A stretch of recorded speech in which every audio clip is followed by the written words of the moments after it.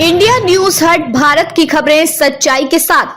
Bombay high court में कांग्रेस सांसद राहुल गांधी और वीर सावरकर को लेकर दायर एक जनहित याचिका पीआईएल पर मंगलवार 15 जुलाई 2025 को सुनवाई हुई। कोर्ट ने याचिका पर विचार करने से इनकार करते हुए कई महत्वपूर्ण टिप्पणियां की, जिनमें एक टिप्पणी सोशल मीडिया और राजनीतिक गलियारों में विशेष चर्चा का विषय बनी हुई है। ये याचिका पंकज फडणीस नामक सामाजिक कार्यकर्ता और अभिनव भारत कांग्रेस के सह संस्थापक ने दाखिल की थी। उन्होंने राहुल गांधी पर ये आरोप लगाया कि उन्होंने लंदन में एक सार्वजनिक भाषण के दौरान वीर सावरकर के बारे में आपत्तिजनक बयान दिए। सावरकर मुसलमानों को गद्दार मानते थे। फडणीस ने इसे भारत के संविधान के तहत नेताओं के कर्तव्यों का उल्लंघन बताया और मांग की कि कोर्ट राहुल गांधी को सावरकर के योगदान का अध्ययन करने का निर्देश दे। बॉम्बे हाई कोर्ट के मुख्य न्यायाधीश आलोक आराधे और जस्टिस संदीप मार्ने की खंडपीठ ने याचिका खारिज करते हुए कहा कि इस तरह की याचिका पहले भी सुप्रीम कोर्ट द्वारा खारिज की जा चुकी है। कोर्ट ने साफ कहा, यह अदालत राहुल गांधी को सावरकर के योगदान का अध्ययन करने या उनकी कथित अज्ञानता को दूर करने का आदेश नहीं दे सकती। कोर्ट ने यह भी स्पष्ट किया कि यह मामला कानूनी रूप से